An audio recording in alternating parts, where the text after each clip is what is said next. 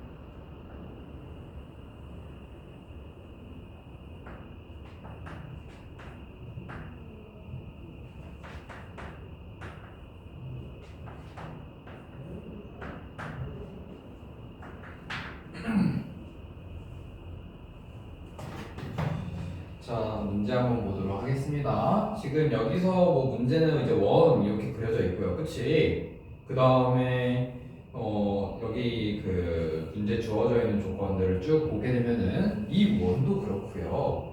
그 다음에 이 원래 원점을 중심으로 갖고 있는 원과 그 다음에 4x-3y-6이라는 이 직선과 만나는 두 점 A, B가 모두 보게 되면은 x축 방향으로 4, y축 방향으로 마이너스 3만큼 똑같이 평행 이동했어요. 그치? 똑같이 평행 이동한 거야. 그러면 우리는 여기서 뭘 생각해 볼 수 있냐면은 평행 이동이 똑같이 돼 있네? 그러면 여기 있는 이 두 직선과 여기 이 4x-3y-6은 서로 수직이 될 수밖에 없습니다. 그치? 그러면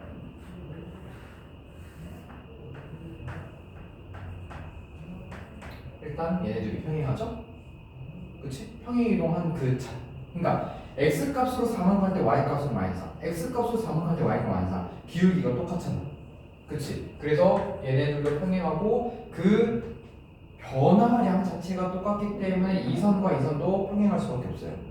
그쵸? 이 사각형 자체는 애초에 지금 이제 평행사변형에 해당해요. 그러고 나서 이제 우리가 생각을 해볼 수 있는 거는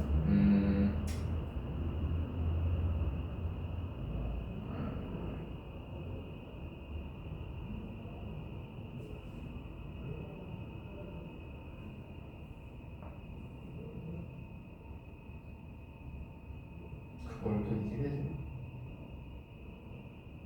그래 얘기하자. 그러니까 결국엔 이 A라는 점으로부터 혹은 B라는 점으로부터 어떤 점이든 상관없습니다. 이 두 선이 평행하고 서로 마주보고 있는 선이 평행하고 이 AB에 대한 기울기와 이 BD에 대한 기울기의 곱을 구해보면은 그러면은 그때 마이너스 1이 나오게 됩니다. 그래서 서로 수직일 수밖에 없다라고 이야기할 수 있어요. 이해되십니까?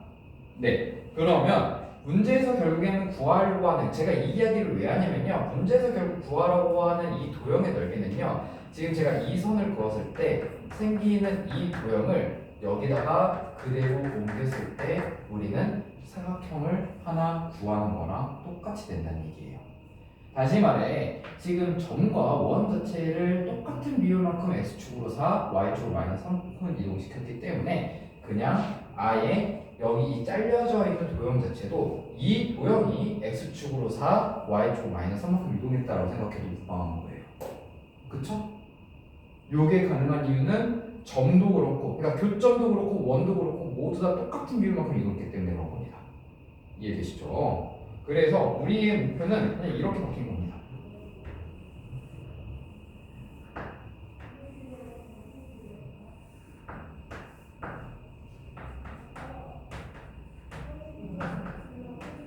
여기서 가로 세로 길이 구하자. 그치?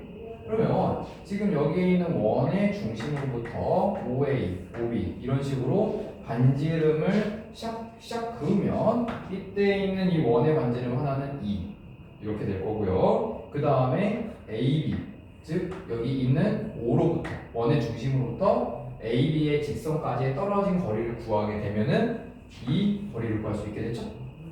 그러면 직선 AB에 대한 방정식은 문제에서 주어졌잖아요. 그렇지? 그래서 0,0부터 여기 이 4x-3y-6까지 떨어져 있는 거리는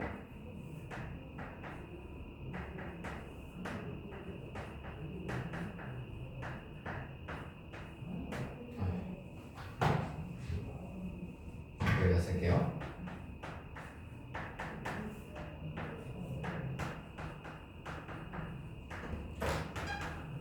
이렇게 되겠죠? 그래서 얘는 5분의 6이 된다. 즉, 이 길이가 5분의 6이기 때문에 저 길이 여기 있는 이 절반에 해당하는 길이를 구할 수가 있게 된다. 실제로 계산해보면 여기는 5분의 8이 나와요. 그래서 이 길이는 5분의 8. 그럼 우리는 AC에 대한 길이만 구하시면 될 거예요. AC의 길이는 한번 생각해 봅시다. 자, AC의 길이를 구한다고 할 때 우리 점 A의 좌표랑 뭐 점 C의 좌표 혹은 AC 길이를 구한다는 얘기는 점 B의 좌표는 이제 여기 이 직선의 Y 좌표니까 점 B의 좌표에다가 4,-3 이런 식으로도 생각을 해볼 수 있긴 할 텐데 그냥 아예 이렇게 해도 되잖아요. 굳이 저 ABC를 구하지 말자고. 어떤 식으로 생각해 볼 수 있냐면요. 똑같은 거리만큼 4 떨어졌지. 그냥 원의 중심, 우리 알고 있는 원의 중심에서부터 그냥 구해요. 그러면 여기 있는 이 원의 중심으로부터 여기에 떨어져 있는 이 원의 중심까지의 거리가 이 거리가 AC나 BD랑 똑같은 거잖아. 그래서 AC의 길이는 5 그리고 여기 점을 5원이라고 한다면은 5원이랑 똑같은 거지. 즉 얘는 0,0이고 얘는 5원의 경우는 4,-3이기 때문에 얘의 거리는 5다. 이렇게 바로 나오게 되겠죠. 그치? 그래서 여기 길이 5. 5에서 5분의 8 곱하면 넓이는 8.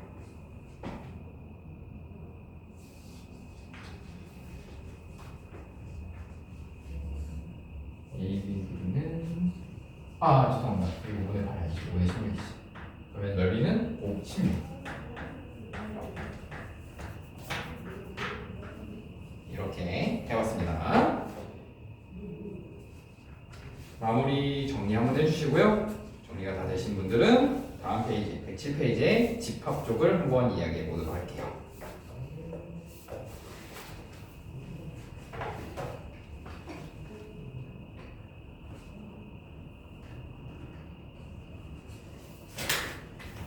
집합은 조금 그렇게 어려운 단어는 아닙니다. 그냥 이제 새로운 개념에 대한 내용을 배우게 되는 단어이고요. 그래서 그냥 이런 걸 우리가 집합이라고 얘기를 하고 집합을 표현하는 방법이라든지 그리고 그 집합을 이용해서 연산하는 이제 뭐 사칙 연산을 배운다라는 느낌으로 약간 좀 새롭게 다가가는 내용들이 많이 있어요. 그래서 처음부터 여러분들한테 냅다 갑자기 더럽게 어려운 개념을 얘기하지는 않아요. 그래서 집합은 조금 마음 편하게 들어가면 될 것 같습니다. 네, 우선 조금 정리가 필요하신 분들이 좀 계신 것 같아서 제가 한 3분 뒤에 들어갈게요. 먼저 괜찮으신 분들은 한번 집합 107페이지부터 109페이지 한번 쭉 읽어봐 주시면 좋을 것 같아요.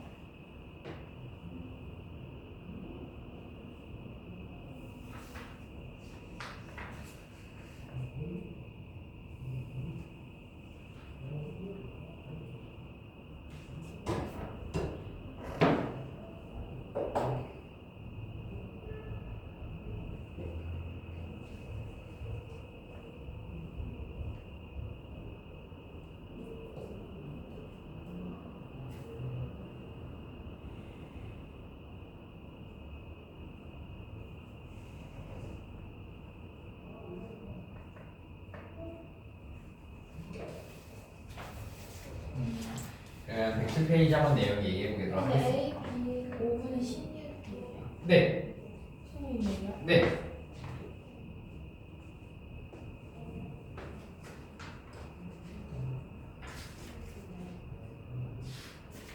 됐나요? 아, 좋아요. 자, 집합 한번 얘기해 보도록 하겠습니다. 먼저 집합이라는 내용을 배울 때에는 필연적으로 따라오는 친구가 한 명 있는데 그 아이는 명제라고 합니다. 그래서 혹시 여러분들 명제라는 말 들어봤죠? 안 들어봤네? 아, 처음 들어보네 혹시? 아, 그러면 어차피 집합 다음 단원이 명제라서 그러면은 우선은 그냥 명제라고 하는데 온지만 그냥 간략하게 얘기하자면 우리가 그 어떠한 것들을 분류할 때 그 분류하는 거에서는 기준이 정말 객관적이어야 돼요. 예를 들어서 뭐 귀여운 사람을 골라라. 이거는 사람마다 생각하는 귀여움의 정도가 다르지. 그렇지? 뭐 굳이 귀여운 사람이 아니라 귀여운 동물을 골라라 라고 하는 것도 결국 주관성이 들어가는 기준인 거지. 그렇지? 근데 예를 들어서 뭐 지금 제가 들고 있는 이 분필보다 긴 물건을 골라라 라고 한다면 되게 객관적이 되죠. 그렇지? 이러한 객관성을 띠고 있는 그런 문장 자체를 우리가 명제라고 하고요. 조금 더 수학적으로 표현하자면은 참이냐 거짓이냐를 명확하게 판별할 수 있는 문장을 명제라고 합니다. 그럼 갑자기 집합을 얘기하는데 왜 그런 명제가 튀어나오냐? 그 분류하는 기준을 잡고 난 다음에 그 기준에 해당하는 것들을 쭉 여러분들이 써내려갈 거란 말이지. 그치? 그래서 그 써내려간 모든 모음들, 그러니까 어떤 명제를 만족하는 모든, 그러니까 이제 수학에서는 원소들이라고 하거든요. 그 원소들의 모임을 집합이라고 얘기합니다. 괜찮습니까?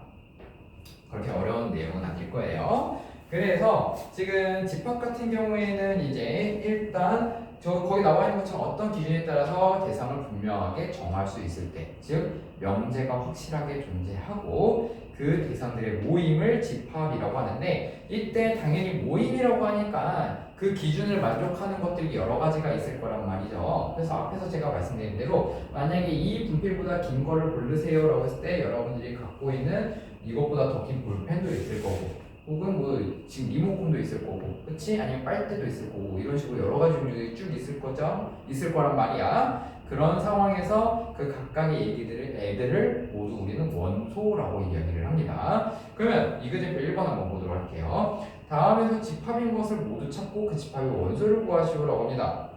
일단 1번에 1번 9의 약수의 모임이라고 하면은 9의 약수는 뭐가 있죠? 1, 3, 9. 그렇지, 1, 3, 9. 그러니까 확실하게 얘가 9의 약수인지 아닌지 우리가 판단할 수 있지. 그러니까 기본적으로 얘는 집합이다 라고 얘기할 수 있는 거예요. 그러면 그 집합의 원소는 1, 3, 9 이렇게 써보는 겁니다. 그리고 원소를 표현할 때에는 물론 지금은 이제 여기에 나와 있진 않아서 그냥 여러분들이 아마 1, 3, 9만 쭉 쓸 텐데, 보통 집합을 표현할 때는요 중괄호로 써줘요. 그래서 여기에 해당하는 원소들을 하나하나 다 써주는 방법이 있습니다. 물론 뒤에 그 원소들을 쓰는 방법을 얘기하거든요. 근데 얘는 그 방법 중에 방법이 보통 집합 같은 경우에는 두 가지 방법으로 표현할 수 있는데, 얘는 우리가 원소 나열법이라고 얘기해요. 그러니까 쉽게 얘기하면은 그냥 그 집합의 기준에 해당하는 모든 것들을 그냥 하나하나 쭉 나열하는 얘기예요. 그리고 그 나열할 때에는 굳이 뭐 꼭 얘를 이것대로 나열해 주세요라는 거는 아니지만 중복된 거는 뺍니다. 이거는 확실해요. 중복되는 거는 그러니까 1, 1, 3, 3, 9, 9 이런 식으로 안 써요. 중복되는 거는 무조건 그냥 하나의 원소로 치고요. 그 다음에 보통 그냥 숫자 크기 순서, 알파벳 순서 그냥 이런 식으로 써줘요. 네, 이렇게 이해하시면 될 것 같아요. 그래서 이그제플 1번에 1번은 이렇게 쓰시면 될 것 같고요. 2번 인기 있는 수영 선수의 모임. 인기 있다라는 거는 객관적으로 인기 있다고 판단할 수가 없지. 그렇기 때문에 2번은 집합이 아니다 라고 되는 겁니다. 그런 식으로 생각하면은 3번하고 4번은 아마 각각 구하실 수 있을 거예요. 한번 3번, 4번 지금 딱 답 써보십시오. 시간 1분 드리면 되겠죠?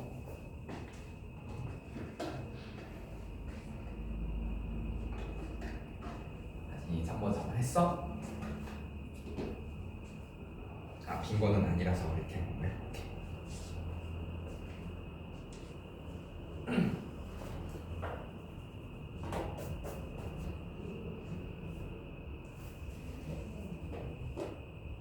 별이 됐어? 주형이 동시됐나요?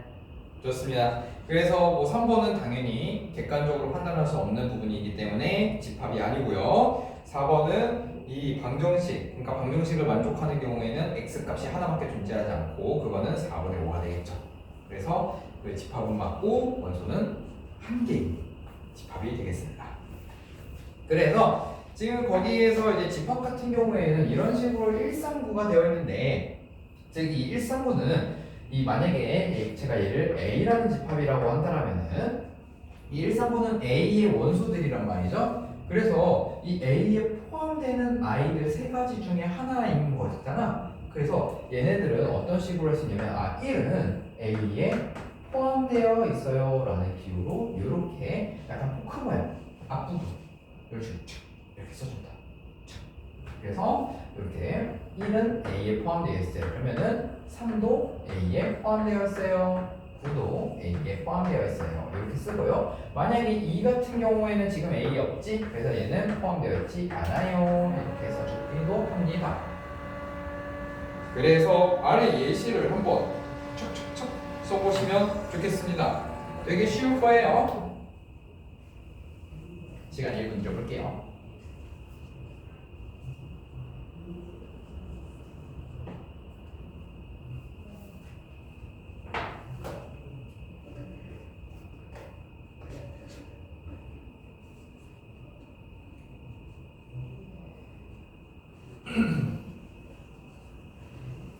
괜찮죠? 그래서 이제 이그젠플 정답 1번은 0은 실수에 포함되어 있기 때문에 이렇게 루트 21도 무리수니까 당연히 실수, i 같은 경우에는 허수이기 때문에 포함되지 않는다. 이렇게 쓰면 되겠습니다. 그래서 마침 딱 108페이지 나오네요. 이런 식으로 집합을 표현하는 거, 이렇게 하나하나 나열하는 걸 제가 앞서 설명드렸듯이 원소 나열법이라고 하는데, 집합의 원소를 표현하는 방법은 이제 또 다른 방법이 하나가 또 있습니다. 얘는 조건 제시법이라고 해요. 즉 여기 이 집합 안에 들어가 있는 조건이 무엇이냐, 그러니까 그 명확한 기준이 누구냐를 얘기하는 게 조건 제시법이고요. 조건 제시법을 쓰는 거는요, x와 x는 이런 식의 용도로 쓰게 됩니다. 그래서 만약에 139를 조건 제시법으로 표현할 때에는 저 139가 나오게 된 배경이 9의 약수인 거죠. 그래서 x와 x는 9의 약수, 이런 식으로 쓰는 것을 우리가 조건 제시법이라고 이야기를 하고 있고요. 이 조건 제시법은 어떤 식으로 그러니까 이 문장이 만들어지는 거냐면은 이 여기서 반은 여기는 이 x는 9의 약수야, 이런 느낌이에요. 그래서 여기서 얘기하는 x는 집합에 포함되는 원소를 x라고 했을 때 그때 그 원소는 9의 약수를 의미한다 라는 것으로 문장을 해석하시면 됩니다. 그래서 지금은 제가 이제 이걸 하나하나 그냥 차근차근 얘기하고 있지만 그냥 이거 읽으시면 돼요. 혹은 쓸 때는 x와 x는 이런 식으로 그냥 쓰시면 돼요. 어려운 거 없죠? 그래서 이그젠플 3번을 보시면요, 어떤 것들은 원소나열법, 어떤 것들은 조건제시법으로 쓰여져 있습니다. 그래서 각각을 원소나열법과 조건제시법으로 쓰게 되는데, 그거 한 번 더 얘기해 드릴게요. 물론 위쪽에도 나와 있긴 한데요, 그 108페이지에 아마 위쪽 그 좌측 상단에 108페이지 좌측 상단이에요. 아마 조그만 글씨로 집합 1, 2, 3을 1, 3, 2로 나타낼 수 있지만, 그러니까 크기를 바꿔서 쓰는 거는 그렇게 크게 문제가 되지는 않거든요. 근데 웬만하면 그냥 우리가 헷갈리지 않게 크기 순서대로 써주는 게 약간의 일종의 배려이긴 한데 그냥 문제가 되지는 않아요. 하지만 제가 아까 말씀드렸죠? 중복돼서 쓰지는 않습니다. 그래서 아무리 값이 중복돼서 나온다고 한들 그냥 하나만 써야 되는 거예요. 원소는 중복된 숫자는 문자도 마찬가지예요.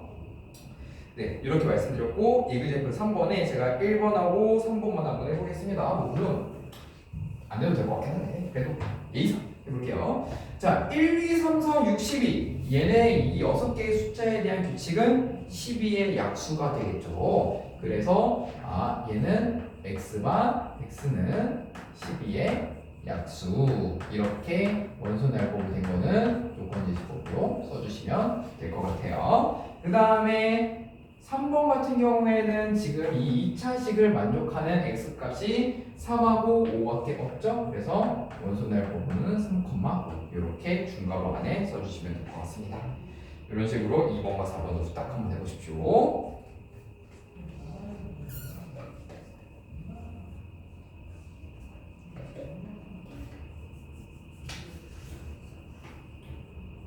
유린이 했어?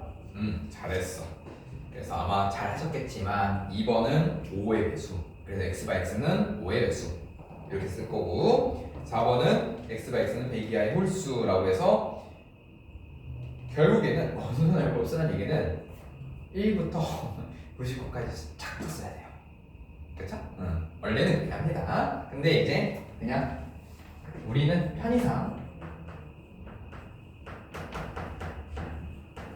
이것도 일단 정답으로 처리는 해드릴게요.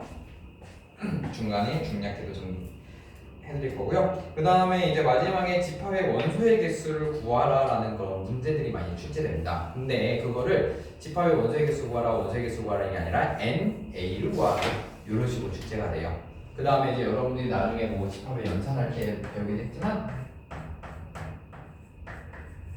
이런 식으로 이 집합, 이 규칙에 해당하는 집합의 원소의 개수를 구하라 이런 식으로 이제 문제가 출제가 됩니다. 그래서 따라서 이 n 안에 괄호가 들어가 있다면 이 괄호 안에 해당하는 그 집합에 포함되는 집합의 기준을 만족시키는 원소의 개수를 구하라 라고 생각하시면 되는 거예요. 그렇게 해석하시면 됩니다.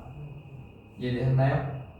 그냥 n 안에 어떤 꼴이 들어가 있어도 그 집합의 개수, 원소의 개수를 구하라는 거구나 라는 거예요. 다음 장 한번 넘어가 볼게요. 그래서 지금 제가 예제만 한번 먼저 후딱 살짝 넘어가 보겠습니다. 예를 들어 예제 4번에 1번 한번 보시면요. 109페이지 4번에 1번입니다. A는 369이기 때문에 NA는 개수가 3개인 거지. 그런 식으로 생각하는 거예요. 그리고 지금 요거는 그냥 NA의 뜻 바로 이제 좀 이해하기 쉽게 얘기하려고 그냥 바로 예제로 넘어간 거고요. 요거 한번 보겠습니다. 자, 지금 NA 즉 개수가 그러면 이렇게 된다는 얘기잖아. 우리가 이 원소의 개수를 생각하는 얘기는 당연히 원소의 개수가 존재할 수도 있지만 이렇게도 생각할 수 있거든요. 그러니까 유한하게 존재할 수도 있지만 우리가 무한하게 존재할 수도 있겠죠. 그러니까 원소의 개수가 끝없이 펼쳐질 수도 있겠지. 예를 들어서 그냥 홀수의 개수. 그러면은 개수가 끝도 없이 펼쳐지잖아. 그때는 우리가 무한집합이라고 해요. 그리고 그 반대로 개수가 좀 적은 것들은, 그러니까 적다기보다 셀 수 있는 것들은 유한집합이라고 하고. 그럼 개수가 없는 것도 있을 거란 말이야. 즉 이 NA가 0인 것도 있을 거란 말이야. 유한집합 중에서. 그치? 이 0인 거를 특별하게 뭐라고 하냐면은 공집합이라고 해요. 한마디로 내가 집합을 만족시키는, 그러니까 집합이라고 해서 그 분류하고 싶은 그 기준에 만족시키는 사람이 없는 거야. 다시 말해서 예를 들어서 이 지금 집단 내에 저보다 키가 작은 남학생들은 나와보세요는 없잖아. 그치? 그래서 그런 어떤 공집합으로 이야기를 할 수가 있겠다. 그러면 이 공집합을 나타내는 기호는 이렇게 0에서 이렇게 굳습니다. 그러면은 만약에 어떤 집합이 얘예요 라는 얘기는 얘의 개수가 0개라는 거예요. 이런 기호로 쓸 수 있다. 그리고 여러분들이 이제 이렇게 얘기하는 순간 여러분들을 낚시하는 문제들이 쭉 있습니다. 자, 한번 얘기해 볼게요. 공집합이 이제 이렇게 된다는 얘기는 다시 말해볼게요. 원소의 개수가 몇 개다? 0개다. 그치? 그러면 만약에 원소날법으로 표현한다면은 이거죠. 그치? 맞아요. 아무것도 없는 거야. 그런데 여기서 함정용 문제가 뭐냐면요. 이거는 그리고 이거는 조금 잘 생각해 봐야 돼요. 자, 원소날법이라고 한다는 얘기는 집합을 표현하는 그 중괄호 기호 안에 원소를 하나라도 쓰면 원소날법이 된다는 거지. 그치? 그래서 우리가 조금 여기서 착각하지 말아야 되는 것 중에 하나가 뭐냐면요. 공집합이라고 한다는 얘기는 원소의 개수는 0이 맞아요. 하지만 0이라는 숫자를 원소로 갖는 거예요? 그건 아니야. 그렇기 때문에 요거는 우리 머릿속에서 어떻게 해석해야 되냐면 얘는 0이라는 숫자를 원소로 갖는 집합이다. 다시 말해서 이 집합의 개수는 몇 개다? 한 개다. 그치? 이거 주의해줘야 돼요. 그럼 요게 만약에 해결되면 요것도 똑같은 내용이에요. 자, 우리가 원소날법으로 지금 표현하는 것들 그 예제를 앞에서 쭉 풀어봤는데 그냥 지금까지는 숫자로 썼지. 근데 집합을 제가 계속 틈틈이 얘기했지만 숫자로 했을 수 있지만 이런 식으로도 할 수 있어. 기호로 쓸 수도 있단 말이야. 그치? 그럼 얘는 개수가 몇 개야? 원소 개수가? 3개. 그치? 그러면 얘는 무슨 뜻이냐면요. 공집합이라는 게 아니라 원소의 개수가 1개인데 그 원소가 이런 모양이라는 거야. 그래서 공집합 기호라는 원소를 갖는 집합이라는 거야. 그럼 얘는 원소의 개수가 몇 개인 거야? 1개. 그래서 여러분들 주의해줘야 될 게 뭐냐면요. 공집합을 꼭 원소날법으로 표현하고 싶다라고 할 때는 무조건 그냥 이렇게 써야 돼요. 아무것도 안 써야 돼요. 그러면 이제 어떤 식으로 문제가 나올지 대충 머릿속에 그림이 그려지죠? 다음 중 A가 공집합일 때 이 A를 표현하는 것 중에 올바른 것은 이런 식으로 쭉 주고 몇 번이게 이렇게 해야지. 그치? 이런 것들이 나온다. 그래서 요거 많이 낚이니까요. 여러분 좀 주의해 주시면 좋을 것 같아요. 그래서 109페이지 그 위쪽에 집합이 0은 공집합이 아니다 라고 나와 있죠? 거기에 만약에 헷갈리시다면 얘도 공집합이 아니다. 그냥 0도 공집합이 아니다. 이렇게 생각하시면 될 것 같아요. 무조건 얘나 얘예요. 그걸 이용해서 이그젠플 4번에 이제 2번과 3번, 4번을 한번 풀어보시면 좋겠습니다.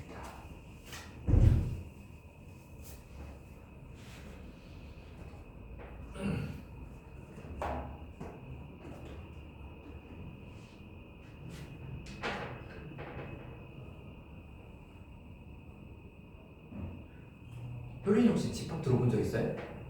수업? 있는 것 같은데 없는 것 같아요. 아니 누가 익숙한데 낯설어서 모르겠어요.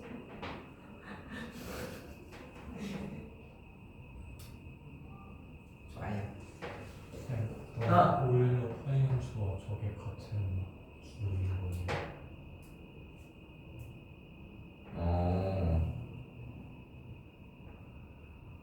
그런데 내가 그 생각을 해본 적이 없네.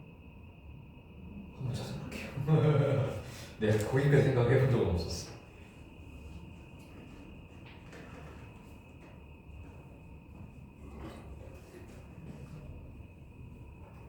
자, 109페이지 그 예제 다 해놨죠? 그래서 2번은 개수 10개, 3번은 공집합, 그러니까 개수가 0개, 4번은 개수가 2개가 나오겠죠. 자, 그러면 옆에 있는 예제 1번하고 유제 1번을 한번 풀어볼 건데요. 예제 1번만 제가 한번 후딱 풀 테니까 유제 1번 여러분들이 풀어보시면 좋을 것 같아요. 자, 집합 A가 스몰 a부터 c까지 원소가 3개예요. 그때 x 더하기 y, 그러니까 요 집합 지금 조건제 집합이 뭔가 조금 특이해 보인다. 선생님 이거 x가 아닌데요? 라는 얘기는 뭐냐면요. 지금 얘가 얘기하는 이 집합의 조건은 무슨 상황이냐면요.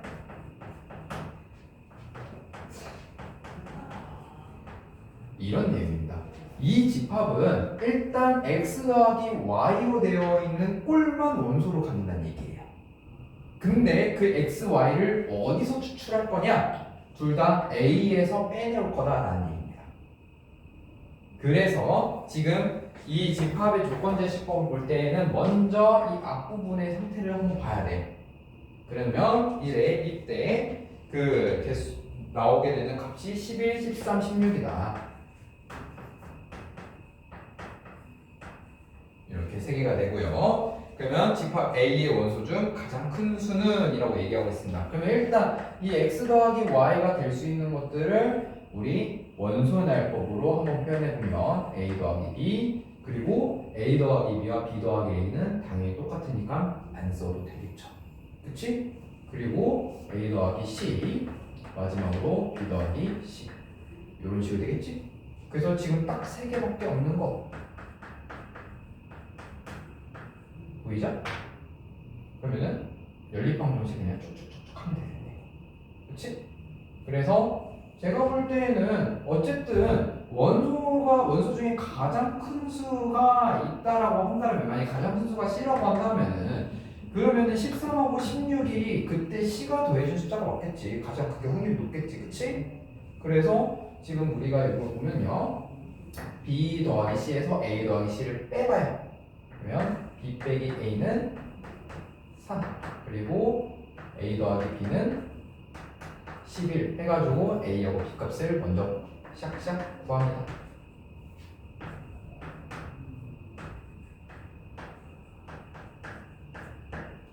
그 다음에 이제 A 더하기 C는 4에서 C를 더하면 C는 이렇게 나오게 되겠죠. 정답은 2번이 될 겁니다. 유제 1번 한번 여러분들이 풀어보시면 되겠습니다.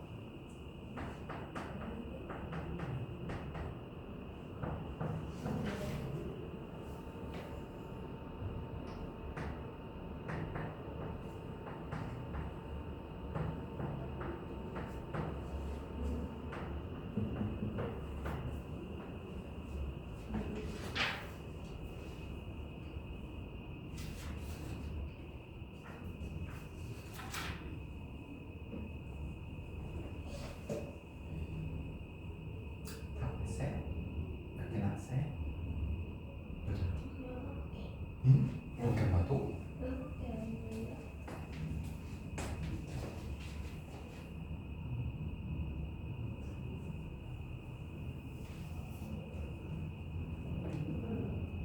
P가 때 지금 P축 같은 거는 생각 안 하셨나요? 저희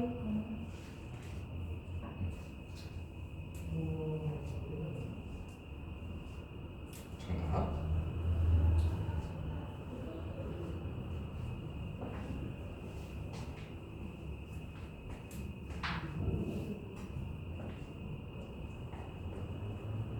맞게 났어?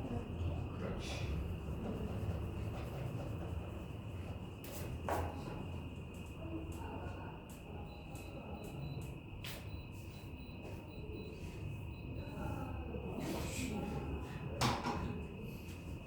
에어컨 모드가 어이가 없네. 에어컨 모드가 자동이 아니라 인공지능이래. 에어컨도 인공지능이야. 주영이 잘 아니?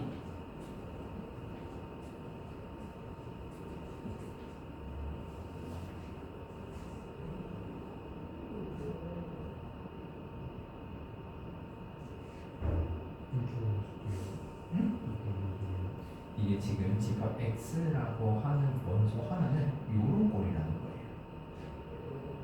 그러니까 예를 들어서 1,1, 1,2, 1,3, 1,4, 1,5 이런 식으로 구성된다는 뜻이에요.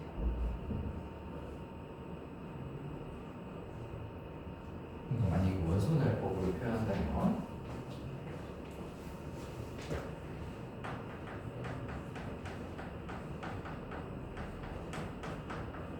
이런 식으로 하나의 원소가 이런 형태라는 뜻이에요. 이해되십니까?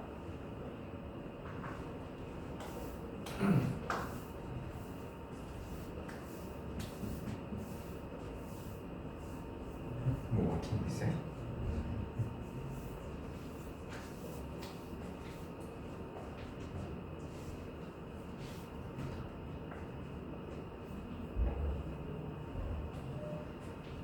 혹시 저게 이해가 됐을 때 잘 나오나요?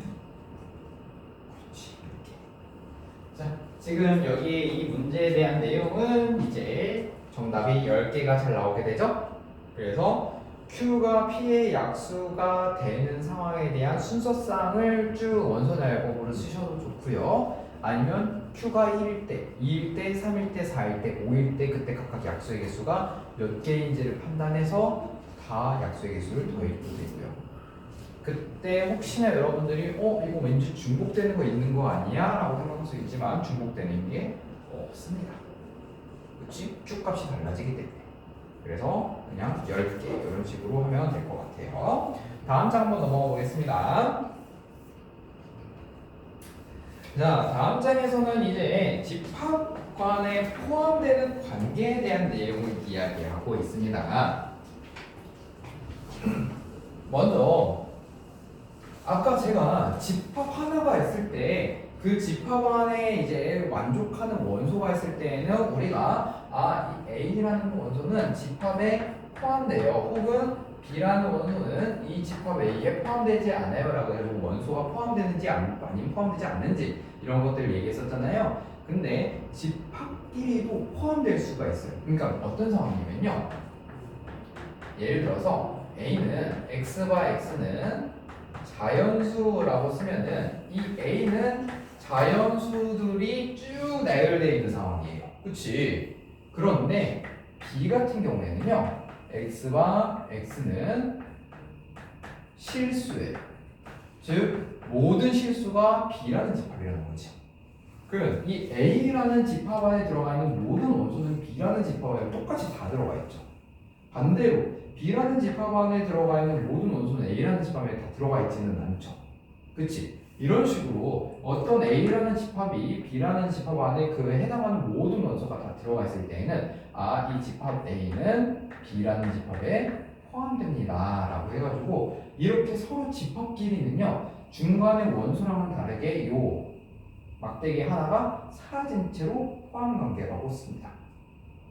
그리고 이때 포함되는 A를 뭐라고 얘기하냐면 B의 집합 중에서도 어느 특정 부분에 해당하는 부분 집합이다 라고 이야기를 해요. 그래서 예를 들어서 A는 B의 부분 집합일 때 라고 문제에서 주어진다면 A는 B의 원소 중에 일부를 혹은 B 자체를 가질 수도 있는 거예요. 이거는 제가 생각할게요. 제가 다시 한번 정리해 드릴게요. 자, 일단 이런 식의 상황일 때는 A는 B의 일부분을 갖고 있죠? 그치? 그래서 이런 식으로 할 때는 제가 부분집합이라고 얘기를 했고요. 그러면 제가 한번 이것도 얘기할게요. 자, 예를 들어서 A가 A 여기다가 C도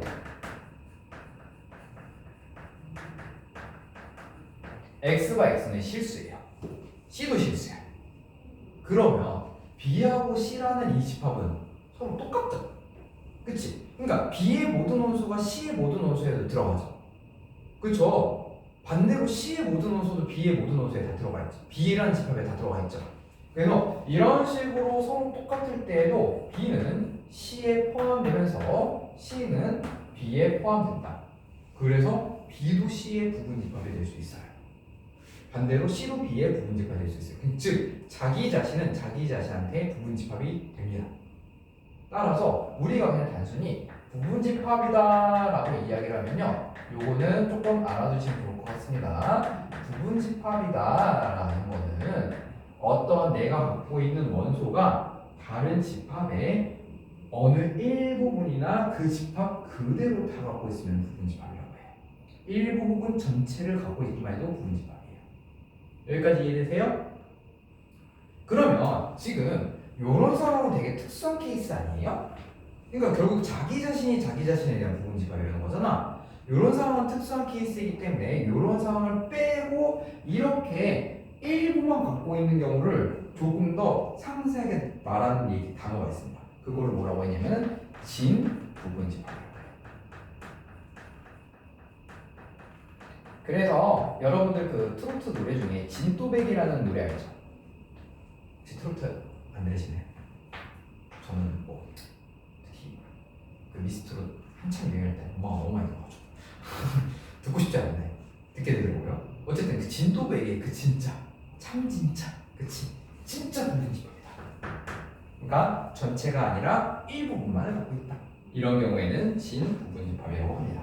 그래서 부분집합은 일부 혹은 전체를 갖고 있다 라는 자유성이 있는 반면에 진 부분집합은 어느 일부만을 갖고 있는 경우에만 우리가 진 부분집합이다 라고 이야기를 합니다. 그래서 이제 여기에서 일단 전체적으로 내용을 한번 쭉 이야기해봤는데 물론 이것이 포함이 안 되는 경우도 얘기해야 되겠죠?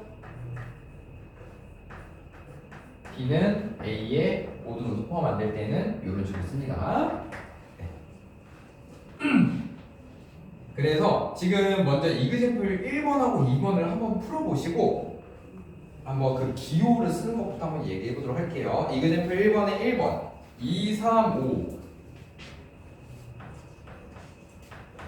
그 다음에 그 x가 x는 10 이하의 소수라고 한다면은 10 이하의 소수는 2, 3, 5, 10 이렇게 돼 있겠죠? 그래서 2, 3, 5는 2, 3, 5, 7 중에 일부 그러니까 7을 제외한 모든 숫자를 다 갖고 있지? 그렇기 때문에 이런 식으로 포함되겠죠. 그쵸? 그 다음에 2번 한번 볼게요. 2번 0, 1 그리고 x와 x제곱 플러스 x는 0 요거는 두 개 값이 똑같죠? 그래서 두 개 값이 똑같을 때는요 정확하게 표현하자면 안에 등호를 쓰는 게 맞습니다. 어떤 집합하고 어떤 집합이 똑같을 때는 정확하게 표현하자면 이런 식으로 등호를 쓰는 게 맞긴 한데 근데 이제 여기 문제에서 만약에 다음 기호 중 기호 요거하고 요거 중에 알맞은 것을 쓰시오라고 되어 있잖아요 문제가. 그래서 그냥 여기 상황에서는 이렇게 쓰셔도 됩니다. 그러니까 요거랑 요거 둘 중에 하나 선택하라는 거니까.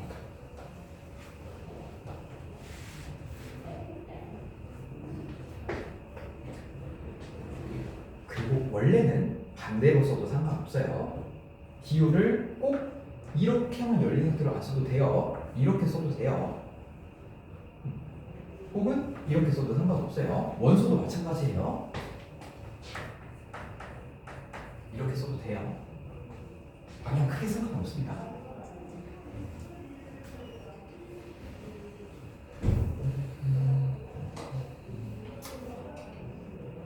여기 이그제플 1번 좀 이해되십니까?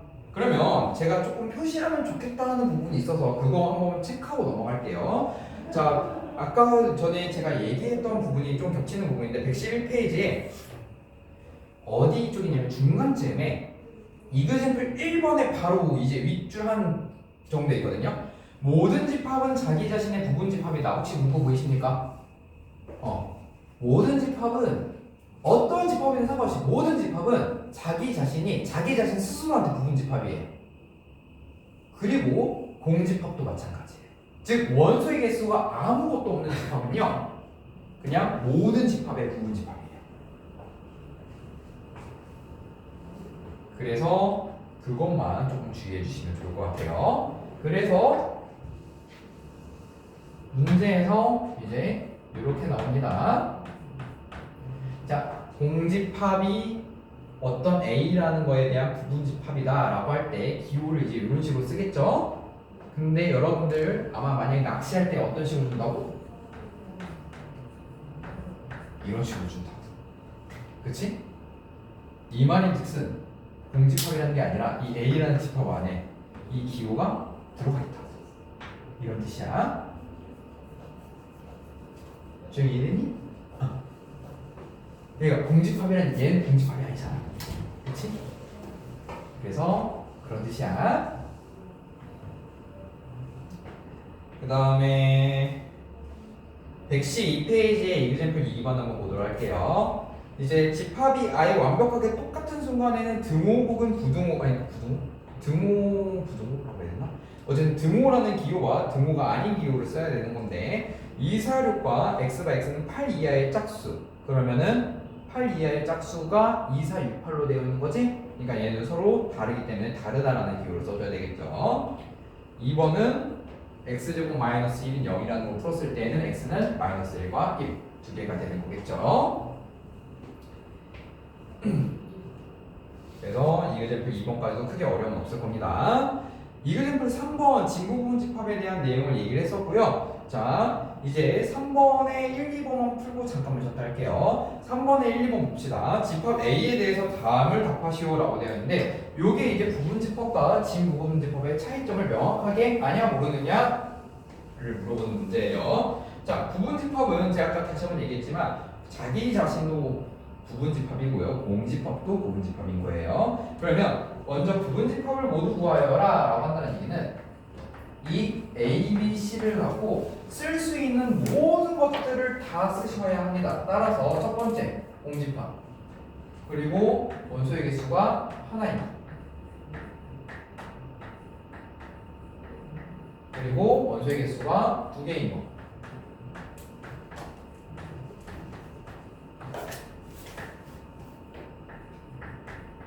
마지막으로 원소의 개수가 3개인 거. 이런 식으로 해서 총 8개가 나오게 되겠죠.